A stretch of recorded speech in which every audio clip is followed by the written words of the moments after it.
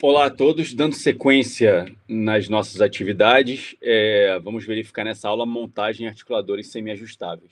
Né? Nós vimos na aula anterior a questão dos planos anatômicos em relação do articulador e como realizar a montagem em relação cêntrica, naquela porção com a determinação do ponto mais próximo antes do primeiro contato dentário, que é tão importante para esse registro da relação cêntrica.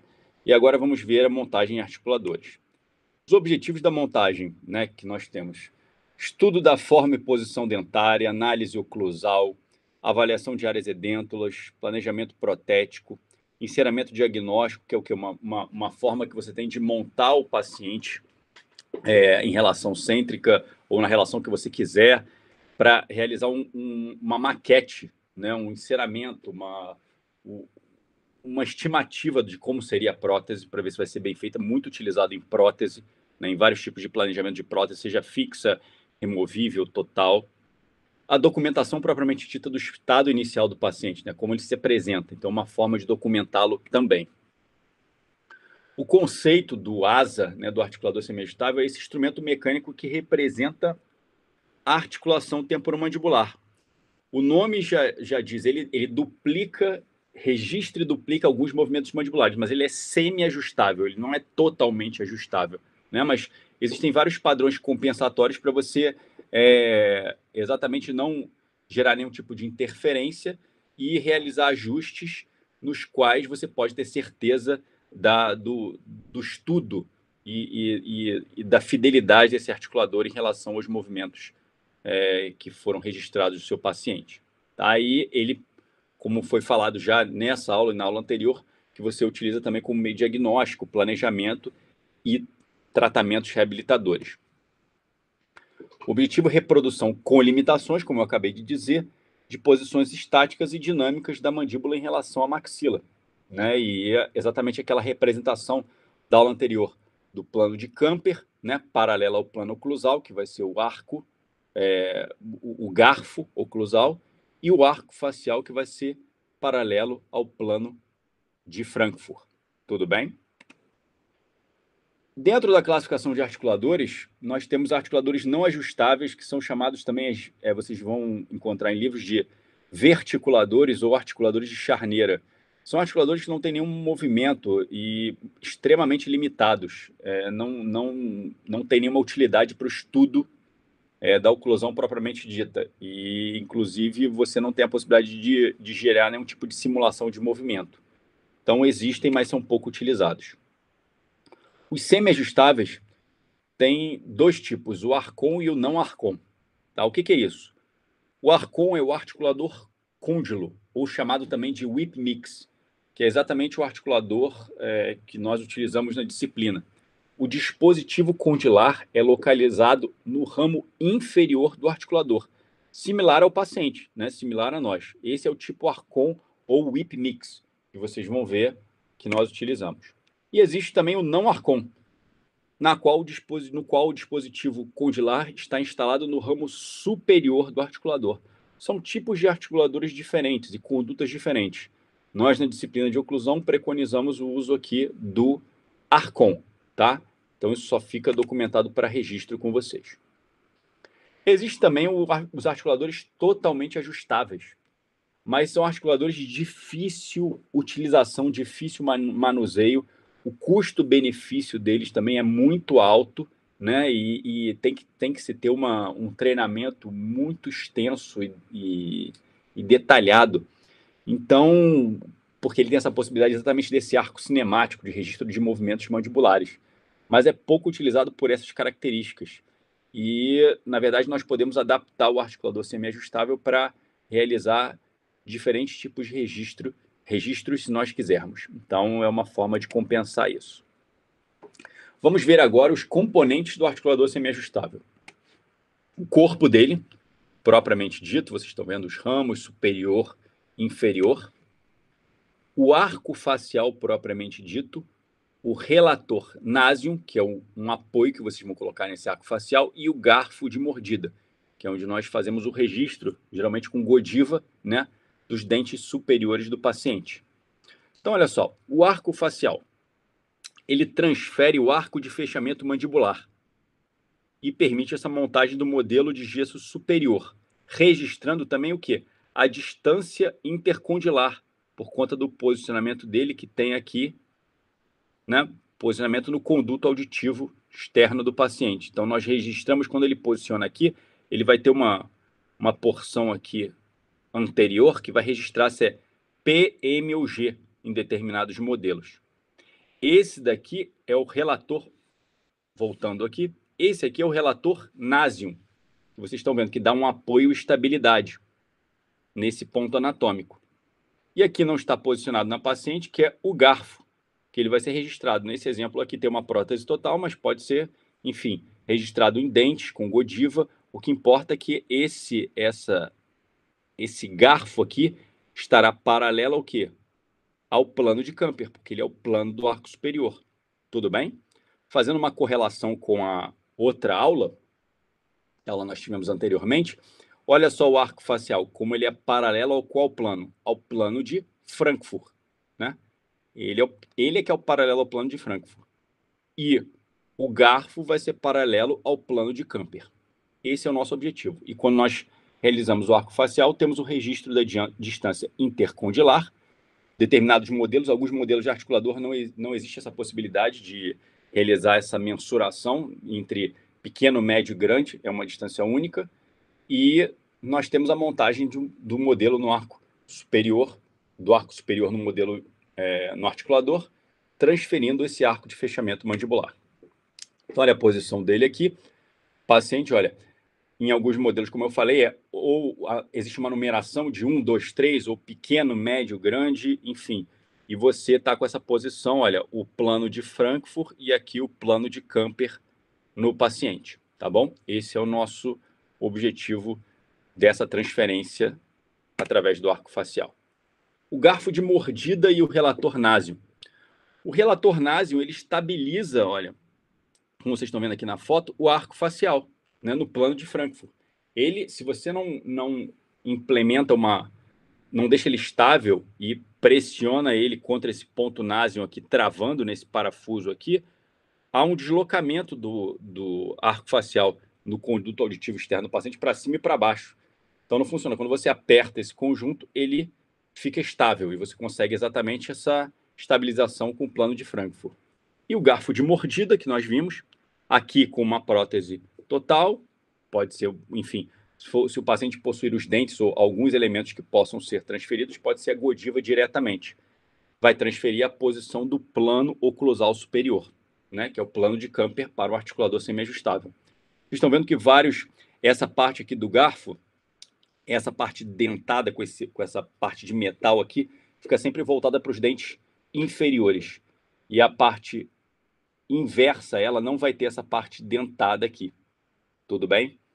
Essa porção, esses orifícios aqui, é para quando você trabalha com uma Godiva ou com uma cera, o que for, para o material entrar nesses orifícios aqui, causando algum nível de retenção, senão ele desloca muito facilmente. Então, como você vai plastificar esse material, né? Você vai trabalhar com uma Godiva de baixa fusão, uma Godiva verde normalmente, ou algum tipo de cera ou material elastomérico, ele vai penetrar aqui, gerando uma estabilidade desse conjunto para que não desloque, senão passa a não ter muito sentido.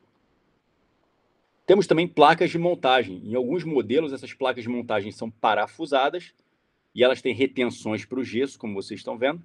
Em outros modelos, elas são magnéticas, né? Simplesmente por magnetismo, ela fica na sua posição estável.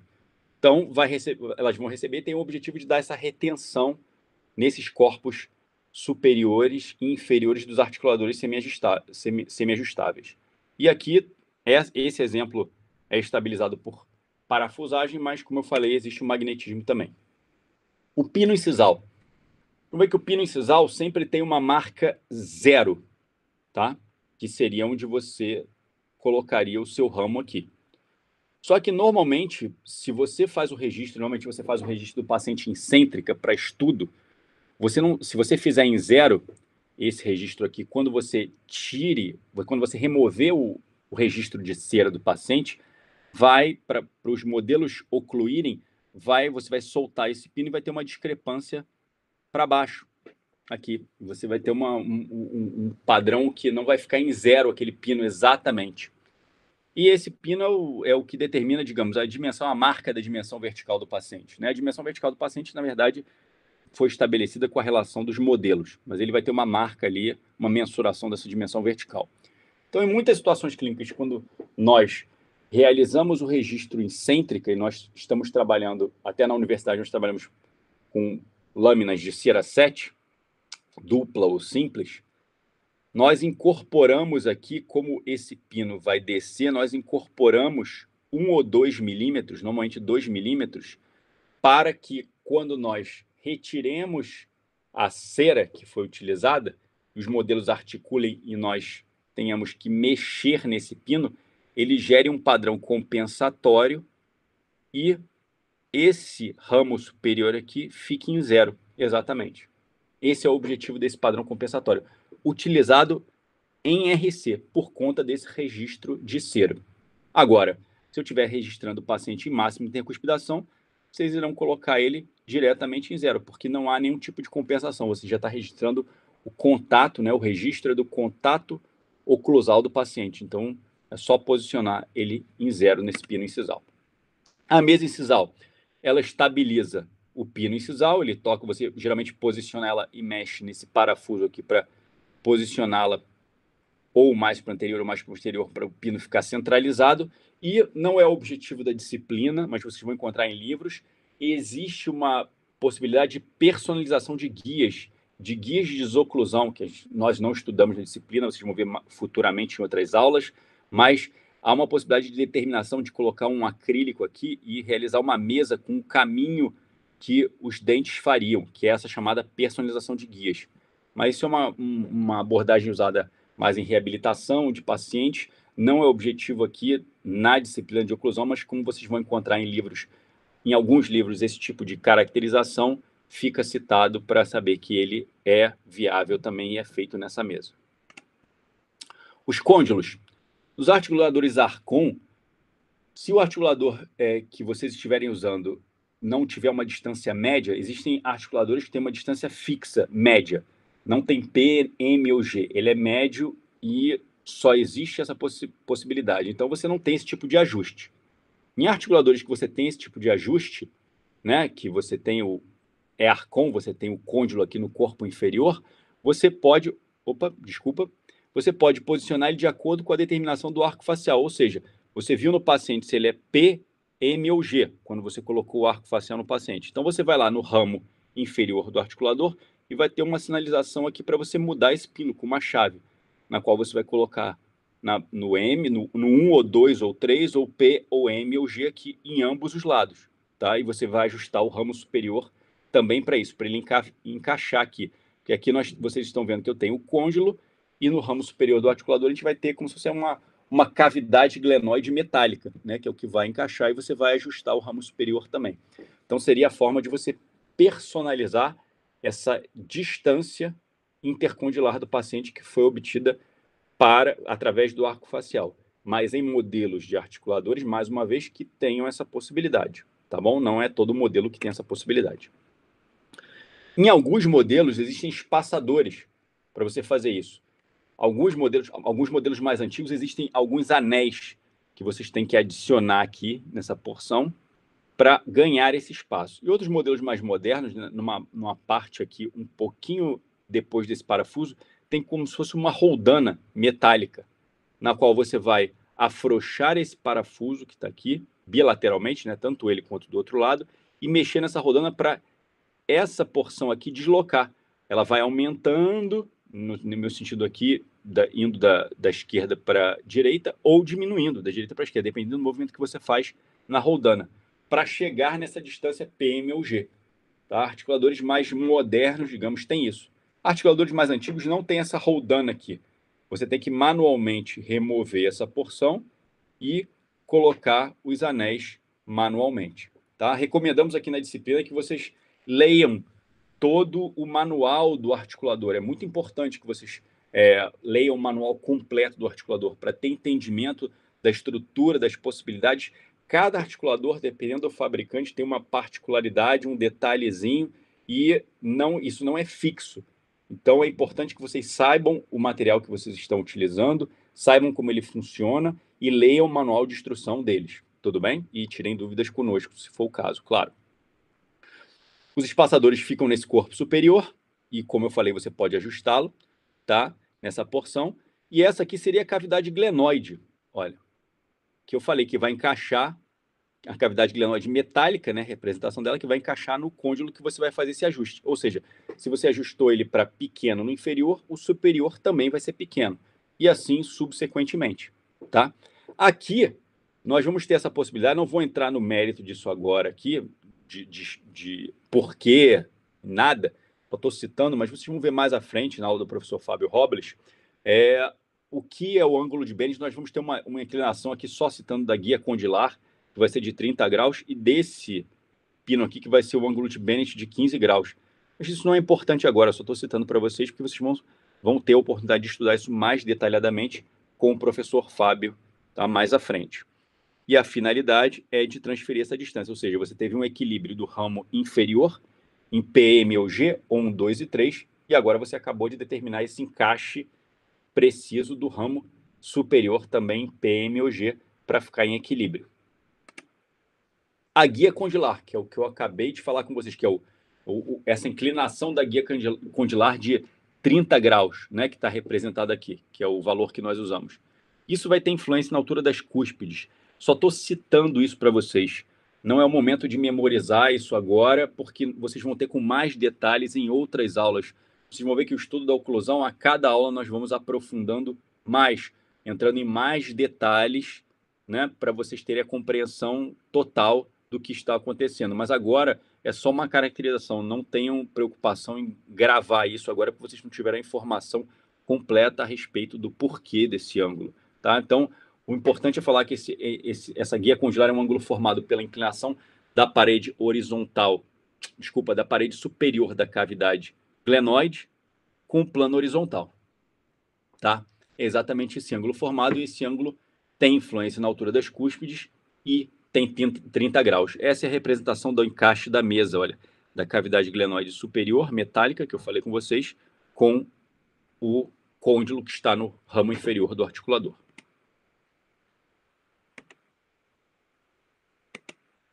O ângulo de Bennett, mais uma vez, que vai ser tema da aula do professor Fábio Robles, eu só estou citando agora para que nós não passemos sem nenhum tipo de informação. Então, vocês ainda vão ver isso com eles, o que é lado de trabalho, o que é lado de não trabalho. Não vou entrar nesse mérito aqui, tá?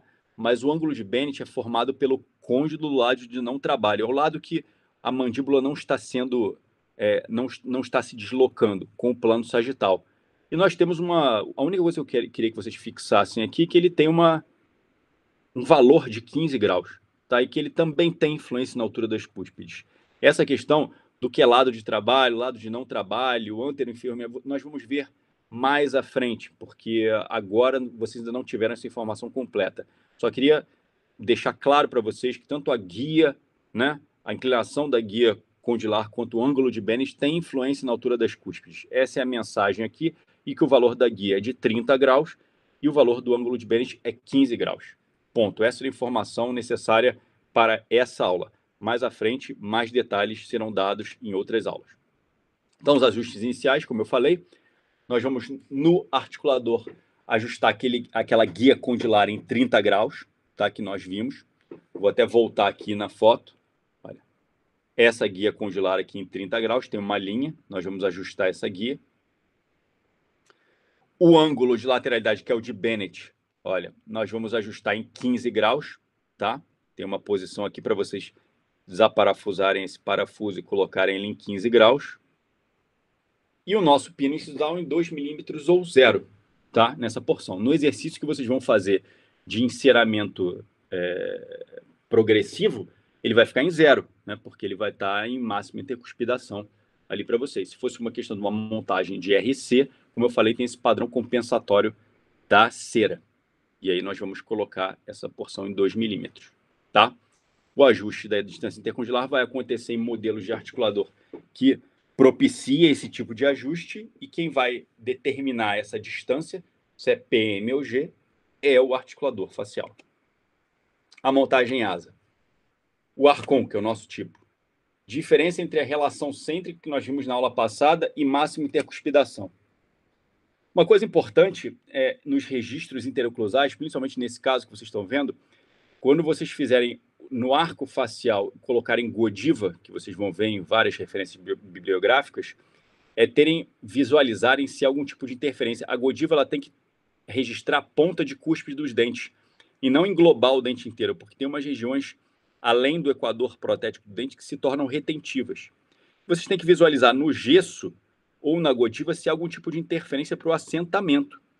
Se isso ocorrer no assentamento, vocês verificarem, o modelo, eu tenho uma noção que ele está ali, mas ele não está assentando completamente. Então, vocês têm que ajustar, ver se tem alguma interferência na Godiva ou ver se tem alguma interferência no modelo, alguma bolha, para corrigir isso e aí sim ir adiante. Porque senão você já está gerando um fator de erro no primeiro estágio de montagem, que é o posicionamento desse modelo. Tá? Então, etapa clínica, olha, inspeção do modelo.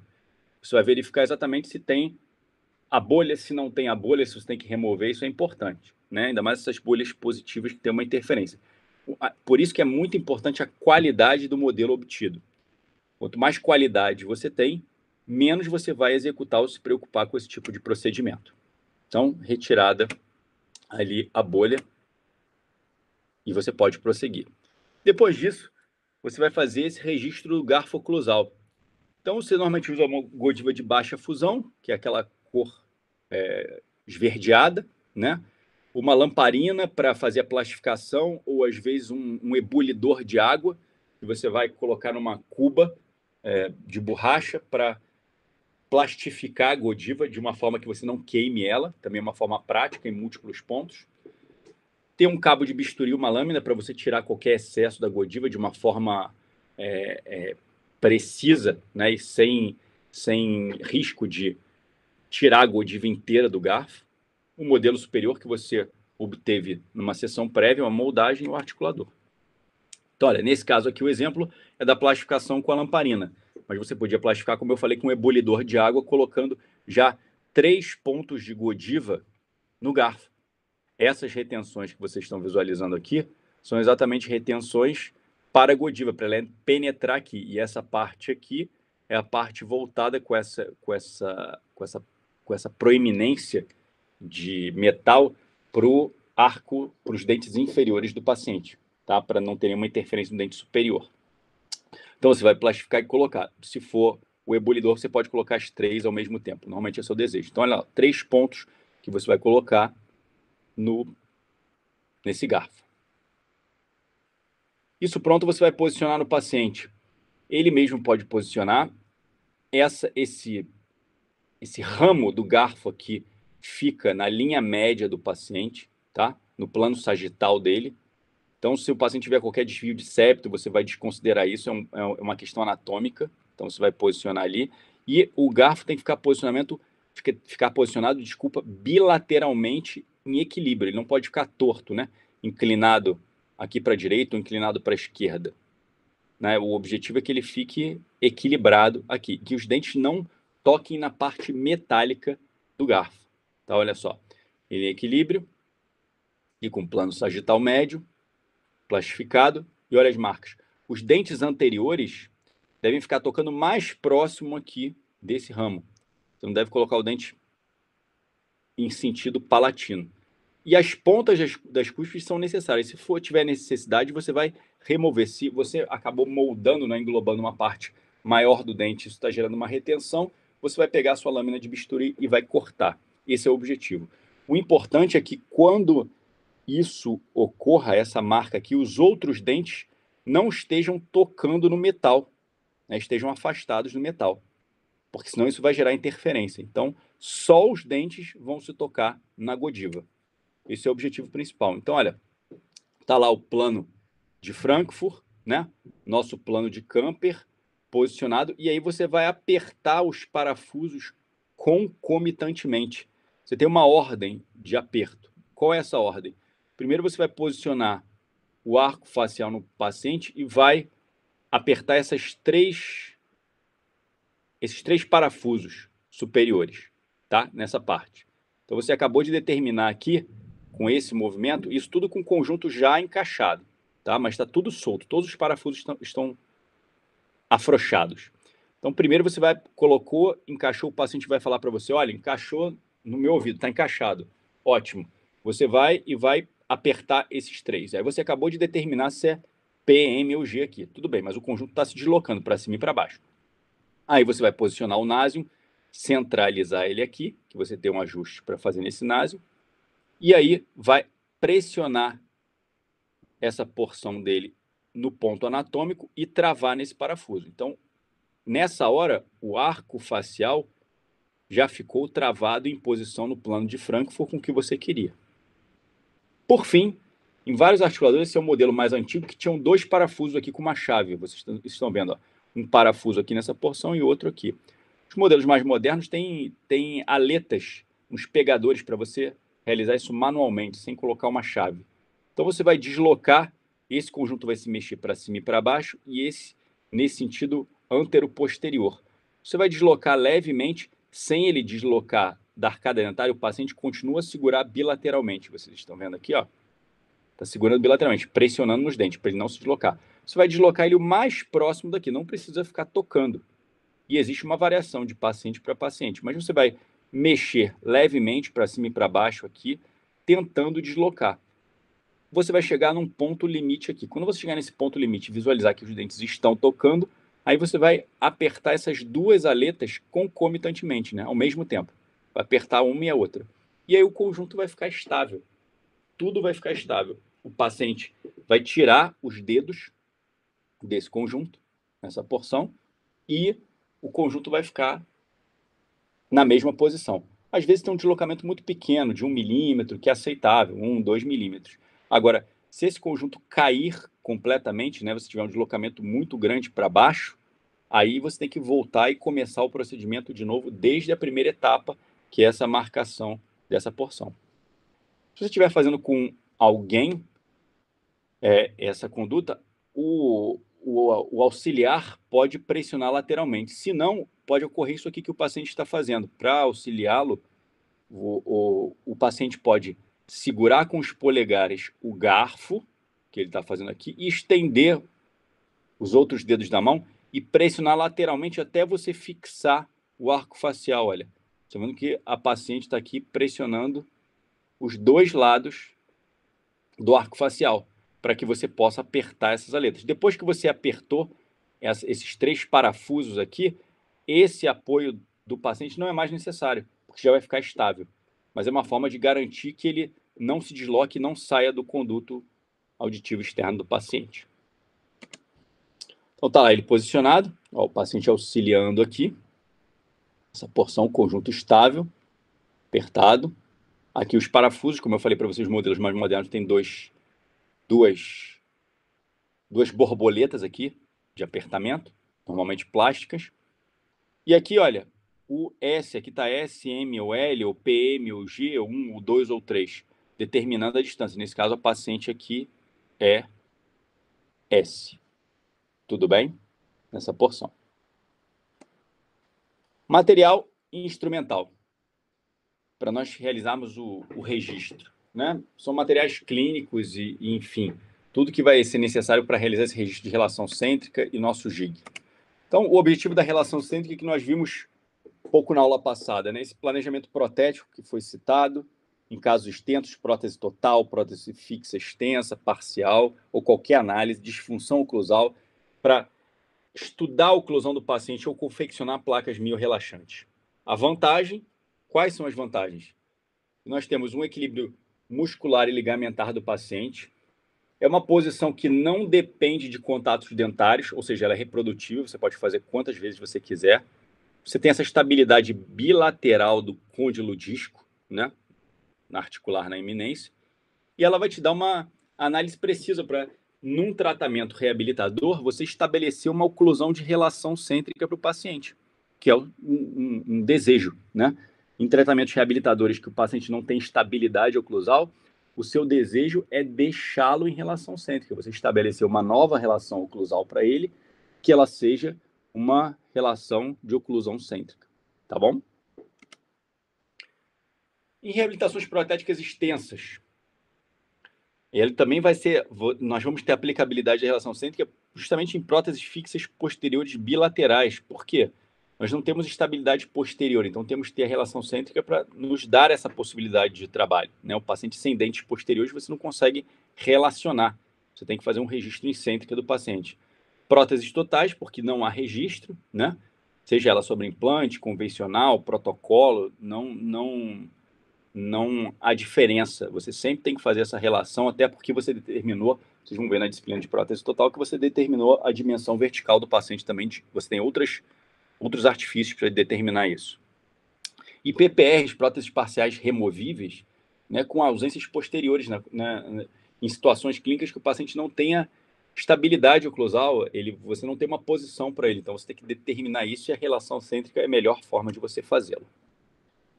Em máxima intercuspidação, que vocês vão encontrar alguns livros como MIC ou MH também, que é máxima intercuspidação habitual, os modelos basicamente têm estabilidade oclusal, ou seja, o paciente não tem disfunção, não tem sinal, não tem sintoma, e você vai executar próteses unitárias, posteriores unilaterais, que o outro lado do paciente dá estabilidade oclusal, né? Fixas anteriores, porque vocês têm os dentes posteriores do paciente dando essa estabilidade, e PPRs com pequenas ausências. Sempre, vamos pensar assim, sempre nós vamos ter situações que o paciente tenha estabilidade oclusal e não tenha nenhum tipo de disfunção.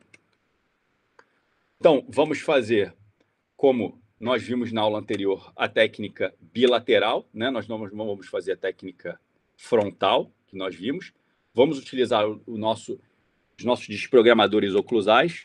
Na verdade, na disciplina aqui nós preconizamos o jig, mas, como eu falei, tiras de long, placa de proteção ou até rolete de algodão. Vamos seguir naquela manipulação que nós vimos na aula anterior, para a relação cêntrica. Vamos achar o nosso ponto de contato prematuro, digamos assim, para estabelecer, olha, então, esse vai ser o ponto que nós vamos evitar e chegar o mais próximo dele possível. Por quê? Por conta do eixo terminal de rotação. Lembra? Nós não vamos deixar uma distância muito grande para o côndilo não transladar, como nós vimos. Vamos fazer o jig exatamente com aquela distância, naquela distância, a menor distância possível, sem toque dentário.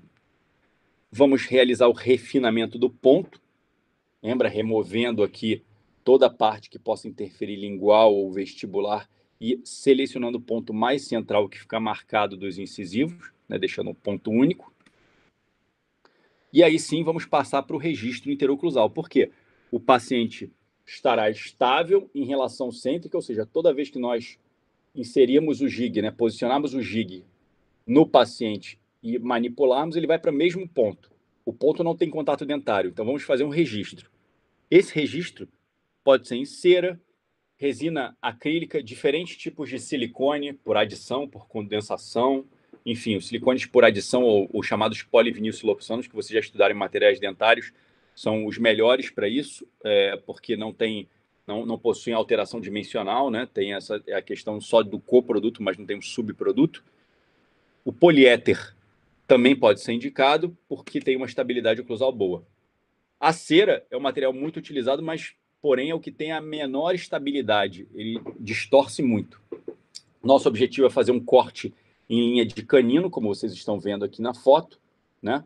Englobando o canino, o jig posicionado, e nós vamos trabalhar com a lâmina de cera simples ou dupla. E como nós vamos escolher isso? Dependendo da distância que o ponto de contato teve, né? De repente, vocês podem pegar até um paciente que ele tem uma discrepância do ponto de contato por um problema oclusal muito grande, vocês têm que colocar uma folha tripla. Não há problema, né? O problema, na verdade, é a cera propriamente dita. Como vocês estudarem materiais dentários, a cera é um material muito instável, né? E distorce muito facilmente. O custo-benefício dela é interessante, mas dimensionalmente não é tão interessante assim para trabalhar. Mas o objetivo é que esse registro seja feito, que ele seja cortado, olha, você não tem um excesso de cera muito grande bilateralmente. Ou que, se isso acontecer no momento de registro, que você manipulou, plastificou a cera, que você execute aqui o corte da cera, da mesma, tá bom?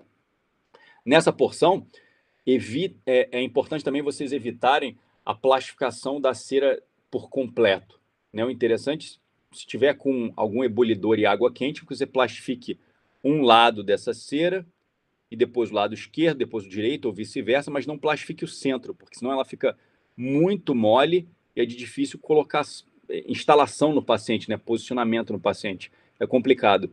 Então, é mais fácil que você faça isso ou com uma lamparina também, mas não aqueça ela inteira, senão ela distorce com muita facilidade. O registro feito, qual é o nosso objetivo? Nós vamos ter pontos que vocês podem colocar até a lâmina da cera contra a luz. Vocês vão ver áreas muito delgadas de cera, mas não ocorrerá nenhum tipo de perfuração. Por quê? Porque eu não tenho contato. Se você fez um registro e visualizou que está perfurado, o que aconteceu? Você teve contato dentário. E contato dentário significa que você tem interferência do contato prematuro. Aconteceu algum tipo de problema no seu gig. Então você tem que voltar e refazer o gig ou retificar para ver o que ocorreu e realizar um novo registro. Tá? Não dá para aproveitar o mesmo registro. Mas nós ficamos com áreas quase transparentes sem contato. É só colocar contra a luz que é bem fácil de visualizar. E aqui o que vocês vão encontrar em livros. Existem, como eu falei, tipos de silicones. Aqui um registro em acrílico, mas é mais difícil ser utilizado clinicamente. Mas em silicones, principalmente por adição, seria o padrão ouro de registro, porque ele tem uma estabilidade muito grande e uma fidelidade muito grande. O grande problema é o custo-benefício dele. E aí o nosso modelo é posicionado no articulador, com aquele garfo que nós fizemos. O modelo tem que ficar o mais próximo dessas retenções. Por quê? Porque o gesso, quando contrai, ele libera calor e expande. Então, se você deixar uma zona muito grande nessa porção da base superior do modelo para a placa, quando tomar presa, ele pode pressionar o garfo em sentido inferior, o que não é interessante, gerar distorções. Então, se o seu modelo tiver com uma discrepância muito grande de altura do modelo para a placa, nós recomendamos que você faça um acréscimo de gesso, espere polimerizar para ele ficar mais próximo e depois faça outro acréscimo de gesso. Isso é interessante para você ter distâncias mínimas, tá bom, nessa porção. Recomendamos também que vocês hidratem o modelo de gesso e façam ranhuras nessa porção superior para evitar que ele desloque. Então façam ranhuras com uma ponta do a ponta reta ou com uma faca de gesso, tá? Prestando atenção sempre para não se machucar o sentido do corte, né? Colocar, evitando isso, evitando qualquer tipo de sentido na sua direção dessa execução dessa ranhura, mas que você faça ranhuras para que o gesso também penetre nessa parte e fique com a retenção. A retenção do gesso, como a gente falou, hidratar o modelo é muito importante e aí sim, com essa distância, realizar o posicionamento. Existem balanças, mas que não são necessárias. É um acessório, mas se você fizer ele nessa posição e respeitando essas condutas, não há necessidade da balança, e aí você vai preencher. Inicialmente você pode preencher ele numa posição central e depois complementar, dependendo da distância que você tenha, ou realizar no movimento único. Isso fica a critério do operador. E depois realizar um acabamento desse modelo com ele estável. Ou seja, agora o modelo está em posição no arco superior montado. O arco inferior, como nós vamos fazer? Primeiro, os modelos têm que estar secos, né, nessa porção para você poder fixar. Você vai pegar o seu registro em cera, sem o jig. Vocês estão vendo? Vocês não colocam o jig no modelo, não há necessidade. Você vai colocar só o seu registro estável, oclusal aqui. Vai pegar o seu modelo inferior, que já foi compensado com gesso, se for necessário. Você já visualizou, já fez uma compensação desse modelo, já cortou esse modelo e também já fez ranhuras no mesmo. Ele já está pronto. Só que ele vai ficar seco. Por que seco? Porque se você coloca esses palitos fixadores aqui e o modelo está molhado, a resina, ou palito de resina, ou palito de madeira, que você vai fixar com uma cera pegajosa, ela não vai fixar no modelo, porque ele está úmido. Então você precisa que ele esteja seco, tá bom? Isso é muito importante. Então você colocou aqui, ele está seco e fixou. 3 pontos são suficientes, tá? De fixação. O modelo vai ficar estável. E aí, nessa hora, com ele virado de cabeça para baixo, você vai gerar aquele, como a gente fez a relação cêntrica, lembra que nós falamos aquele padrão compensatório que ele estaria a 0, né? Você vai subir 2 milímetros. E justamente por conta dessa espessura aqui que vocês estão vendo, da cera. Depois, quando nós tirarmos todo esse conjunto de palito, cera pegajosa, e nós abrirmos esse parafusinho aqui do nosso conjunto, esse pino vai subir para a posição correta dele, tá bom? E aí, com uma distância mínima, nós vamos fazer esse chamado suspiro aqui de gesso para fixar no modelo inferior. Não há necessidade de fazer ele completo, muitas vezes porque escoa. Então, façam só esse suspiro para ele ficar fixado e aí complementem aqui. Importante, às vezes, no modelo inferior, você, além da altura que você ganha, você colocar naquele conformador de modelo para realizar uma base estável e ampla, né, para que o gesso possa escoar. Se você não faz essa base e deixa o modelo em forma de ferradura, o gesso vai escoar e pode levar a sua montagem a ser perdida, ou você ter que refazer todo o processo. Então, recomendamos isso. Vamos colocar esse gesso, depois de colocarmos o gesso, vamos esperar a presa para corrigi-lo e realizar o acabamento. Quando nós retirarmos todos o conjunto dos palitos, né, de fixação com a cera pegajosa e o registro oclusal, vamos afrouxar esse parafuso para que ele desça para a posição de 0, né, e fique, se nós estivermos, claro, utilizando a relação cêntrica, esse registro que eu estou relatando para vocês. Se estivesse em máxima intercuspidação, isso não seria feito, né? O registro teria sido feito em cera, por exemplo, e nós colocaríamos o pino em 0, está tudo certo, porque nós teríamos contatos dentários, tá, nessa porção. Então está ali o modelo, e se vocês quiserem, como objetivo é o estudo da oclusão, nós vamos marcar no modelo. Se vocês pegarem a pinça Miller nesse momento e colocarem um carbono aí e marcarem, articularem o modelo, vocês vão ver como vocês registraram em cêntrica, o contato prematuro no modelo vai ser o mesmo que na cavidade oral do paciente. Ótimo, é exatamente isso. Sinal de quê? De que sua montagem está perfeita. Se nessa hora você termina a montagem e verificou que o contato está discrepante, alguma coisa aconteceu de errado e não tem o mesmo contato prematuro, significa que a sua montagem teve algum problema em alguma fase. E aí você tem que identificar para saber se você vai começar desde o arco facial, se os modelos estão bons ou se os modelos não estão bons, identificar o padrão onde pode ter ocorrido o erro, interromper e reiniciar a partir daquele momento. Seja da obtenção do modelo, seja do arco facial superior, seja do registro oclusal, você tem que identificar o que aconteceu, porque se o objetivo é o estudo da oclusão e a chamada reprodutibilidade de uma condição do paciente, o contato tem que ser projetado da mesma forma que está no paciente. Senão você não estará estudando a oclusão, analisando da mesma forma que o paciente se apresenta. Agora, para ilustrar somente para vocês, quando nós temos pacientes edentados ou que tenham, assim, o operador tem uma dificuldade de registrar a posição oclusal do paciente por ausências, nós podemos nos utilizar de placas de registro. Então, olha, podemos confeccionar placas de registro oclusal, na qual nós vamos colocar essas placas no modelo e vamos relacionar essas placas também. Então, temos que fazer moldagens prévias do paciente.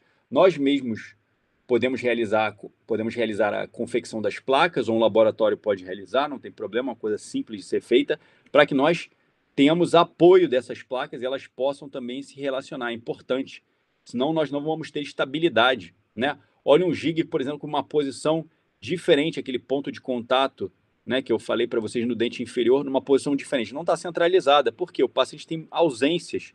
Nós temos que trabalhar com o que nós podemos reproduzir com as limitações. Então, nós podemos adaptar esse tipo de ponto no jig, tá, em reabilitações, como está sendo mostrado aqui, ou essas placas de registro, para que nós tenhamos a chamada estabilidade do modelo e o registro correto da relação maxilomandibular que nós escolhemos. Então, é uma coisa muito utilizada em tratamentos, enfim, mais complexos ou com ausências. E até a própria simulação. Vocês estão vendo aqui uma placa de registro que tem dentes artificiais posteriores, olha. Ao invés de um rolete de cera, tem um dente posterior para simular e para dar essa estabilidade, para que ela seja colocada no paciente e possa ser feita uma montagem com uma estabilidade desse modelo para o estudo do caso, né, para o planejamento do caso. Então, são artifícios muito utilizados, viáveis e que propiciam exatamente condutas com essa chamada reprodutibilidade que nós tanto desejamos. Tá? Um exemplo do refinamento desse contato Em alguns livros vocês vão verificar também que existe um refinamento que não é obrigatório, depois que você faz um registro com Godiva, com pasta zincogenólica ou outros materiais, mas isso não é obrigatório. Então, isso depende muito do operador ou da situação clínica que se tenha. Aqui, nesse exemplo, é uma pasta zincogenólica, mas poderia ter sido feito até um poliéter ou um material, qualquer tipo de silicone que tivesse um adesivo para ser utilizado aqui nessa região. Como vocês já estudaram em materiais dentários, vocês já sabem essa classificação dos materiais e que materiais que podem ter adesivos ou não podem ter adesivos e características em relação à estabilidade dimensional desses mesmos materiais e indicações. Por fim, o acabamento dos modelos, né? Esse acabamento é preconizado, você não quer excessos nem nada, você quer um ambiente limpo de trabalho, sem excesso de gesso, para você ter a melhor visualização possível. Em relação à biografia, está no plano de disciplina, o estudo dirigido também o professor Fábio já direcionou a vocês. Bons estudos e até a próxima aula.